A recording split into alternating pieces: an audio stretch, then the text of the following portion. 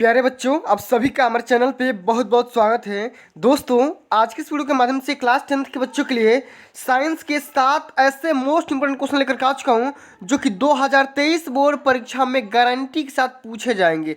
प्यारे साथी, ये जो प्रश्न होने वाले हैं बोर्ड के पेपर में ऑलरेडी कई बार पूछे जा चुके हैं और 2023 के बोर्ड के पेपर में 100% चांस है कि सातों के सातों प्रश्न बोर्ड के पेपर में आप सभी को देखने को मिलेंगे।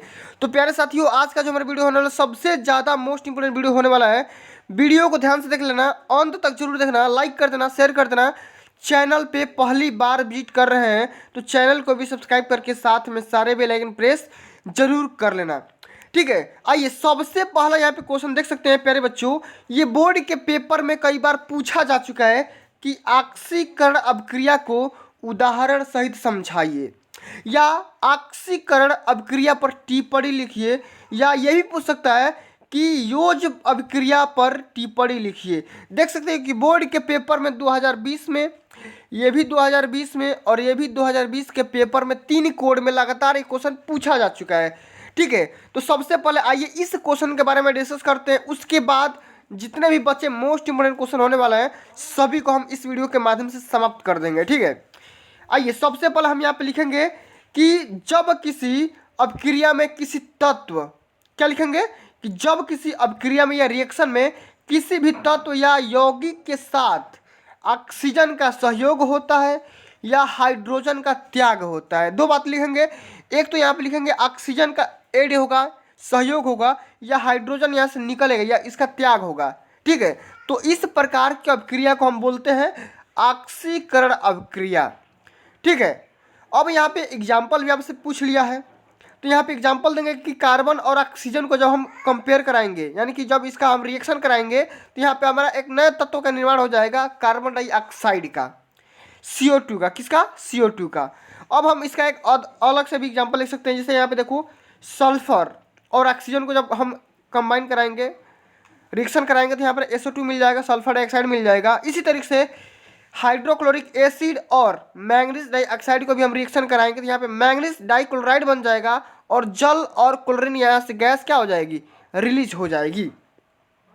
तो प्यारे साथियों, ये जो क्वेश्चन है बोर्ड के पेपर में कई बार पूछा जा चुका है और इसी तरीके के एक और क्वेश्चन है। यहाँ पे देखो, अभी तो आपसे पूछा है खाली ऑक्सीकरण अभिक्रिया को, कभी कभी बोलता है अपचयन अभिक्रिया को भी बोल देता है, उपचयन अभिक्रिया को भी बोल देता है, और ऑक्सीकरण और अपचयन अपचयन दोनों रिएक्शन जब होती है तो रेडॉक्स रिएक्शन के बारे में आप सभी से क्वेश्चन बोलता है। ठीक है, तो रेडॉक्स रिएक्शन भी सबसे ज़्यादा मोस्ट इंपोर्टेंट है, उसको भी तैयार करके जरूर से जरूर जाना है बोर्ड के पेपर में। ठीक है, अब आइए हम अगला हमारा क्वेश्चन है, सबसे ज़्यादा मोस्ट इंपोर्टेंट क्वेश्चन है कि प्लास्टर ऑफ पेरिस किसे कहते हैं और इसे बनाने की विधि, गुण और उपयोग बताइए। ये जो क्वेश्चन है बोर्ड के पेपर में कई बार पूछा जा चुका है। देखो यहाँ पे बदल के ही पूछता है कि प्लास्टर ऑफ पेरिस पर ताप का क्या प्रभाव पड़ता है। जिप्सम से प्लास्टर ऑफ पेरिस कैसे बनाएंगे, प्लास्टर ऑफ पेरिस बनाने की एक विधि एवं उपयोग के बारे में लिखिए या रासायनिक समीकरण भी दीजिए। प्लास्टर ऑफ पेरिस बनाने की एक विधि लिखिए और इसकी जल के साथ रासायनिक अभिक्रिया लिखिए। प्लास्टर ऑफ पेरिस के साथ एक रासायनिक गुणधर्म का समीकरण लिखिए। अब ये जो क्वेश्चन देख सकते हो कि कई बार पूछा जा चुका है। देखो 2019-20 में, 18 में 19 में, यहाँ पे देखो, फिर यहाँ पे देखो 20 में, 19 में, यहाँ पे देखो कई बार ये लगातार क्वेश्चन पूछा जा चुका है। और एक बात और मैं आप सभी से बताना चाहता हूँ कि 2023 के बोर्ड के पेपर में ये जो क्वेश्चन है 101% गारंटी के साथ ये आने वाला है। मैं चैलेंज के साथ बोल रहा हूँ। तो प्यारे साथी, इस क्वेश्चन को ध्यान से देख लेना और अंत तक जरूर देखना और इसे तैयार करके ही जाना। ठीक है, अब आइए प्लास्टर ऑफ पेरिस को, जिसे हम जिप्सम के नाम से जानते हैं, इसको हम कैसे प्राप्त करेंगे इसको ध्यान से देखते हैं। यहाँ पे देखो, जिप्सम को जब हम 120 से लेकर के 130 डिग्री सेंटीग्रेड पर गर्म करेंगे तो हमारा प्लास्टर ऑफ पेरिस बनता है। अब प्लास्टर ऑफ पेरिस का हम इस्तेमाल कहाँ करते हैं अभी बताने वाला हूँ। ठीक है, लेकिन सबसे पहले बनाने की विधि यहाँ पे देख लो कैसे बनाएंगे। यहाँ पे देखो, जिप्सम का ये फार्मूला होता है, केमिकल फार्मूला होता है CaSO4.2H2O। ठीक है, ये होता है जिप्सम का फार्मूला। अब जब हम इसी को हम क्या करेंगे 120 से लेकर के 130 डिग्री सेंटीग्रेड पर गर्म करेंगे तो यहाँ से हमारा प्लास्टर ऑफ पेरिस प्राप्त हो जाएगा। अब प्लास्टर ऑफ पेरिस के यहाँ पे केमिकल फार्मूला देख सकते हो। ठीक है, अब हम इसका गुणधर्म क्या होता है भाई, प्लास्टर ऑफ पेरिस का सफ़ेद रंग का चूड़ होता है जो तेज गर्म करने पर निर्जल यानी कि यहाँ पे CaSO4 में बदल जाता है। जैसे यहाँ पे देखो, ये प्लास्टर ऑफ पेरिस का फार्मूला हो गया। अब तेज गर्म करोगे तो यहाँ पे CaSO फॉर्मेट क्या हो जाएगा, टूट जाएगा, यहाँ पे साथ जल भी मिल जाएगा। ठीक है, उसके बाद यहाँ पे देखो अगला हमारा गुणधर्म हो जाएगा कि प्लास्टर ऑफ पेरिस की जल से क्रिया कराने पर ऊष्मा उत्पन्न हो जाती है और वह शीघ्रता ही जिप्सम में बदलकर जम जाता है। और इस क्रिया को हम क्या बोलते हैं, प्लास्टर ऑफ पेरिस का सेटिंग कहते हैं या जमना कहते हैं। क्या बोलते हैं, जमना बोलते हैं। ठीक है, यहाँ पे देखो जैसे ही हमने यहाँ पे प्लास्टर ऑफ पेरिस को जल के साथ क्रिया कराया तो हमारे पास क्या आ गया, एक जिप्सम आ गया। अब हम सबसे मुद्दा ये आता है कि भाई हम प्लास्टर ऑफ पेरिस का उपयोग कहाँ करते हैं, इसका यूज कहाँ पे करते हैं।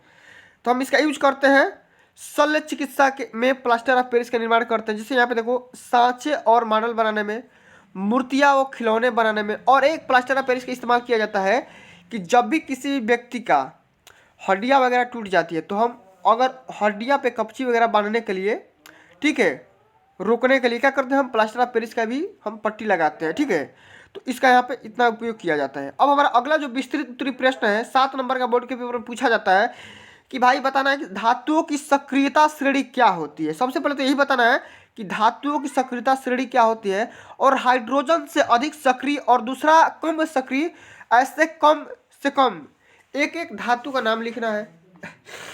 ठीक है, या इस क्वेश्चन को ऐसे भी बोल सकता है कि विद्युत रासायनिक श्रेणी क्या होती है, इसके 2 प्रमुख उपयोग लिखिए। 2012 में, 16 में, 20 में, 2011 में कई बार क्वेश्चन पूछा जा चुका है। 7 नंबर का क्वेश्चन है, इसको ध्यान से देख लेना। ठीक है, आओ समझते हैं। धातुओं की सक्रियता श्रेणी विद्युत रासायनिक श्रेणी होती है और यह वह सूची होती है जिसमें धातुओं को क्रियाशीलता के अवरोही क्रम में व्यवस्थित किया जाता है। विस्थापन के प्रयोगों के बाद निम्न श्रेणी को विकसित किया जाता है। ठीक है, जिसे हम सक्रियता श्रेणी के नाम से जानते हैं। ठीक है, अब यहाँ पे देखो धातुओं की सक्रियता श्रेणी दिखाई गई है कि भाई कौन सा धातु कैसे यहाँ पे डिनोट की जाती है। ठीक है, यहाँ पे देखो सक्रियता श्रेणी धातुओं की सापेक्ष अभिक्रियाशीलता के अनुसार दिखाया गया है। सबसे अधिक अभिक्रियाशील तत्व को सबसे ऊपर दिखाया गया है और सबसे कम अभिक्रियाशील तत्व को नीचे दिखाया गया है। ठीक है, जैसे यहाँ पे देख सकते हो potassium, sodium, calcium, magnesium, aluminium. ठीक है, उसके बाद यहाँ पे देख सकते हो zinc, iron, lead, hydrogen, copper, mercury, silver, gold. ठीक है, तो यहाँ पे सबसे कम जो भी तत्व होते हैं सबसे नीचे रखा गया है। ठीक है, ये हमारा क्या हो गया, सक्रियता श्रेणी का क्रम हो गया। अब हमसे पूछा भी गया है कि हाइड्रोजन से अधिक सक्रिय कौन सा है, तो हाइड्रोजन से अधिक सक्रिय यहाँ पे मैग्नीज हो जाएगा और कम सक्रिय क्या हो जाएगा, कॉपर हो जाएगा। ठीक है, अब हम आते समझते हैं कि भाई इसका उपयोग कहाँ पे करते हैं। तो विद्युत रासायनिक श्रेणी का सहायता से हम धातुओं की अभिक्रियाशीलता का पता लगा लेते हैं, तुलना कर सकते हैं।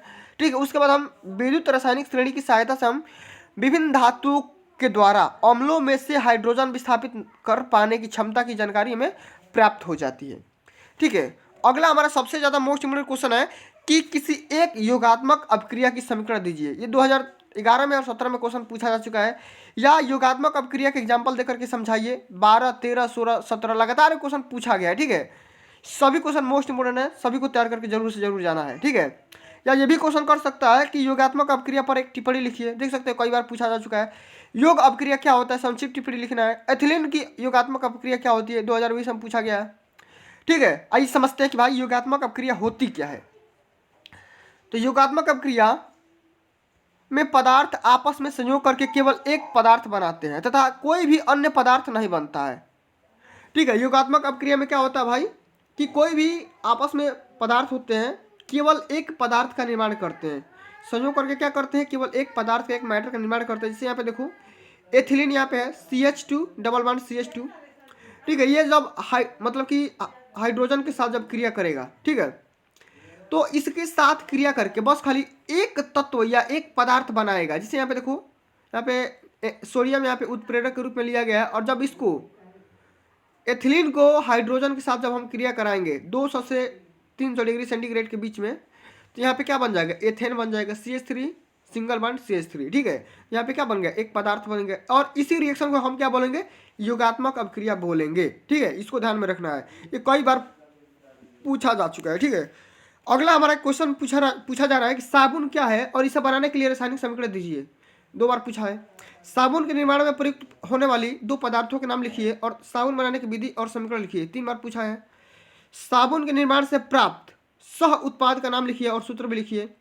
1 बार पूछा है। साबुनीकरण पर संक्षिप्त टिप्पणी लिखिए। देख सकते हो कई बार पूछा जा चुका है। 2013 से लगातार 20 तक पूछा जा चुका है। ठीक है, क्या होता है जब ट्राई एस्टियरिन को कास्टिक सोडा के साथ गर्म करते हैं। ये भी एक बार पूछा जा चुका है। तो आइए समझते हैं कि भाई साबुन कैसे बनाते हैं, साबुनीकरण क्या होता है, इसके बारे में समझते हैं। उच्च अणुभार वाले मोनोकार्बोक्सिलिक एसिड या अम्ल को सोडियम और पोटेशियम लवण के साथ हम क्या बनाते हैं, साबुन का निर्माण करते हैं। ये तेलों और वसाओं के तनु यानी कि सोडियम हाइड्रोक्साइड या के पोटेशियम हाइड्रोक्साइड जल अपघटन से प्राप्त किए जाते हैं। इस क्रिया को हम क्या बोलते हैं, साबुनीकरण बोलते हैं। अब कैसे बनाएंगे, यहाँ पे देखो यही मेन है, ठीक है। कैसे बनाएंगे, सबसे पहले यहाँ पे देखो, जैसे यहाँ पे देखो कोई भी वसा ले लेंगे, ये CH2OCO C17H35, ठीक है। जब इसको साथ क्रिया कराएंगे, किसके साथ, इसके साथ। अब ये मतलब फार्मूला यहाँ पे लिख देंगे। फार्मूला लिखने के बाद हम यहाँ पे क्या कर देंगे, सोडियम हाइड्रोक्साइड या पोटेशियम हाइड्रोक्साइड के साथ रिएक्शन करा देंगे, ठीक है। अब यहाँ पे रिएक्शन कराएंगे तो यहाँ पे सबसे पहले हमें क्या मिल जाएगा, ग्लिसरॉल मिल जाएगा। यहाँ पे क्या बन जाएगा, मतलब साबुन बन जाएगा, सोडियम एस्टियरेट, ठीक है। और इसको हम क्या बोलते हैं, साबुन बोलते हैं। यहाँ से क्या मिल गया, हमारा साबुन मिल गया। तो यही मेन रिएक्शन है जो कि बहुत बार पूछा जा चुका है, देख सकते हो लगातार कम से कम 10-15 साल पूछा जा चुका है, ठीक है। अब अगला हमारा अंतिम नंबर क्वेश्चन है कि भाई दीर्घाकार आवर्त सारणी की प्रमुख विशेषताएं लिखिए। देख सकते हो ये भी कई बार पूछा जा चुका है। दीर्घाकार आवर्त सारणी के 4 गुण लिखिए, ये भी 2018 में पूछा जा चुका है। तो ये सबसे पहले इसके विशेषता लिखते हैं कि सबसे पहले यह सारणी तत्वों के अधिक मौलिक गुणधर्म या परमाणु क्रमांक के आधार पर है, ठीक है। इसमें तत्वों की स्थिति का सीधा संबंध उसके परमाणुओं के इलेक्ट्रॉनिक विन्यास से होता है और यह एक अति आदर्श प्रबंध है, ठीक है। इससे तत्वों या धातुओं के रासायनिक गुणधर्मों का पता चलता है, समानता, भिन्नता और अन्य क्रमिक परिवर्तनों का स्वयं ही आभास हो जाता है, ठीक है। यह आवर्त सारणी को याद करना सरल कर देता है, ठीक है। इसमें उप समूहों का बिल्कुल ही पृथक कर दिया गया है तथा उप समूहों के अंतर्गत सभी तत्व परस्पर समानता दर्शाते हैं। इस सारणी में आगे और भी विभाजन किए गए हैं, जैसे कि सक्रिय तत्व, संक्रामक तत्व, विरल मृदा धातु, लेंथेनाइड, एक्टिनाइड या रेडियो एक्टिव पदार्थ, ठीक है, उपधातु, ठीक है। जैसा कि मेंडेलीव की आवर्त सारणी में अनेक अनुमान गलत निकाले गए हैं, इस सारणी में ऐसा कोई गलत अनुमान नहीं निकला है, ठीक है। संक्रमण तत्वों का शब्दार्थ यहाँ अति स्पष्ट रूप से प्रकट होता है तथा साथ ही साथ इसका सारणी में स्थान इलेक्ट्रॉनिक विन्यास के परिक्षेप्य में सराहनीय है, ठीक है। अगला हमारा पॉइंट है कि विरल मृदा धातु जिससे कि लेंथेनाइड, ठीक है, एक्टिनाइड यहाँ पे रेडियो एक्टिव पदार्थों में, ठीक है, एक्टिनाइड यहाँ पे 90-130 की सारणी की बात की जाए तो पृथक स्थिति इसके इलेक्ट्रॉनिक विन्यास पर आधारित होते हैं, जिससे इनके रासायनिक गुणधर्मों की समानता क्या होती है, प्रदर्शित होती है। अब प्यारे साथियों, जो अगला हमारा क्वेश्चन यहाँ पे पूछा जा रहा है कि श्वासोच्छ्वास और श्वसन में क्या अंतर है, ये लगातार 3 बार क्वेश्चन पूछा गया है बोर्ड के पेपर में। इसको समझते हैं। सबसे पहले समझेंगे श्वासोच्छ्वास, उसके बाद श्वसन समझेंगे। तो श्वासोच्छ्वास क्या है भाई, यह एक भौतिक क्रिया है। क्या है, एक भौतिक क्रिया है जिसमें शरीर ऑक्सीजन का अंतर्ग्रहण करता है और कार्बन डाइऑक्साइड का क्या करता है, विक्षेपण करता है। मतलब कि इसमें क्या होता है कि ऑक्सीजन लेता है और कार्बन डाइऑक्साइड क्या करता है, छोड़ता है, ठीक। और श्वसन क्या होता है भाई कि यह एक जैव रासायनिक क्रिया होती है। इसमें क्या होता है कि ग्लूकोज का ऑक्सीकरण हो जाता है, जिसमें क्या होता है कार्बन डाइऑक्साइड तथा ऊर्जा उत्पन्न होती है, प्राप्त होती है। अब यहाँ पे श्वासोच्छ्वास की बात करेंगे तो यह क्या है, कोशिकाओं के बाहर होती है, कोशिकाओं के अंदर होती है। ये एंजाइम की आवश्यकता नहीं होती, इसमें एंजाइम की आवश्यकता होती है, ठीक है। श्वासोच्छ्वास में क्या होता है भाई, ऊर्जा उत्पन्न नहीं होता है और इसमें क्या होता है, उस ऊर्जा उत्पन्न हो जाता है। इसमें श्वसनांगों की आवश्यकता होती है और इसमें श्वसनांगों की आवश्यकता नहीं होती है। तो प्यारे बच्चों, आज के लिए बस इतना ही। अगर ये वीडियो आप सभी को अच्छी लगी होगी, हेल्पफुल लगी हो तो वीडियो को लाइक कर देना, शेयर कर देना। चैनल को अभी तक सब्सक्राइब नहीं किया हो तो सब्सक्राइब भी कर देना। मिलते हैं अगली वीडियो में, तब तक के लिए जय हिंद, जय भारत, वंदे मातरम।